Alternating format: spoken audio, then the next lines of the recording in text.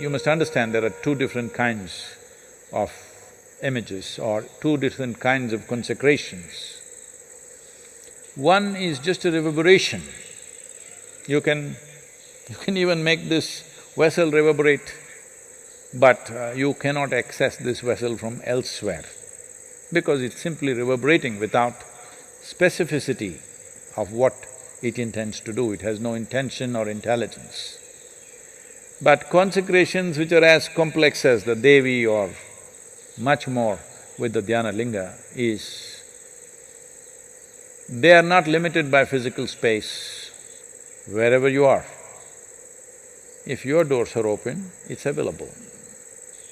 Many people, the first time it happened in United States, I think this was just the second program, inner engineering program we were doing. There was a lady who was involved in all kinds of, whatever, certain type of work from Caribbean islands. She went on doing something with her pencil in the book. You know, we have a problem with people taking down notes. I said, no, you cannot take notes, just be with me. She will be looking at me, not even looking at the book, just looking at me and just doing this with her pencil. Then at the end of the 3-hour session, she said, I don't know why something came out of this, and this is the thing that, the form that came out of me.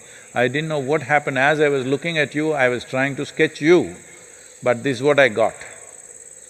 It's a clear proportion of the Dhyana Linga. She just got the image of Dhyana Linga, like she completely… the whole page she scratched with her pencil. What was left unscratched was just the form of Dhyana Linga exactly, the same exact proportion.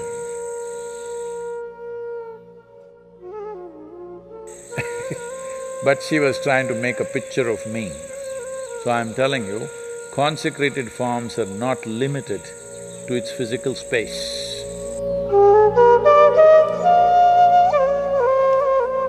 As Dhyana Linga is not a particular physical form, but it's an energy form which defies time and space. So if one is willing, it's available to you wherever you are. But still that may sound very abstract for many of you. So I would say it's best if you have made at least one visit. If you have beheld Dhyana Linga, if you have sat there, the sowing of the spiritual seed through the Dhyana Linga will anyway happen within you. And if you just fix a certain time for yourself, preferably in the morning or evening, and simply sit quietly, the energy of Dhyana Linga will definitely envelop you from within. And if you need some visual help, you can always have an image or a yantra which will give you the necessary support. But all these supports are only because one is psychologically distracted. Otherwise, none of these are needed. The sowing of the spiritual seed that happens by being in the presence will take care of this anyway. But if you need support, you can always have visual support or even the mantra, a CD being played or something like this, which will give you the necessary auditory support. But essentially, if you just keep one space in your house and simply sit quietly, you should feel that space from within yourself, if you have been in that space. Even if you have not been in that space, it is possible, but you must be in a certain level of receptivity which may not be possible for everyone. Dhyana Linga is unique because it has all the 7 dimensions established at their highest peak. In a way, if you look at Dhyana Linga, what it means is, it is like a living person sitting there who has his energies at his peak.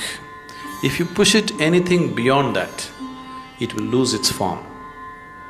To retain a form, you need to understand, if your energies lose your vibrance, lose its vibrance, then you can't hold on to the body, you will leave the body. That is called old age. What is happening with old age is, your energies are losing their vibrance. Even if the body is reasonably fit, physiological body is reasonably fit, you will see very few people dying of old age these days. Everybody breaks some part of the body and they die. Otherwise, if you have you seen anybody dying of pure old age? Everything is okay, but slowly they just recede.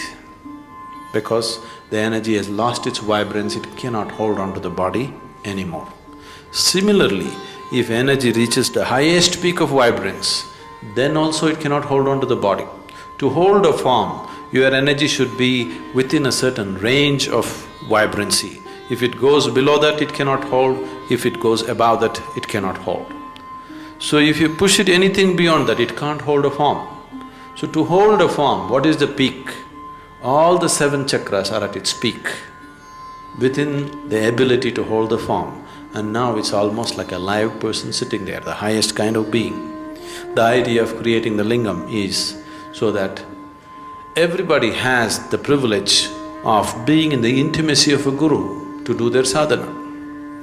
Very few people get this opportunity that they can do their sadhana in the intimacy of a guru. If you do your sadhana without the necessary grace, what can be done in a moment takes many lifetimes. So, Dhyanalinga offers just that possibility that people can do their sadhana with the intimacy of being with a live guru. At the same time, you don't have to, without instructions, without any physical entanglements, one can just be in the presence of a guru.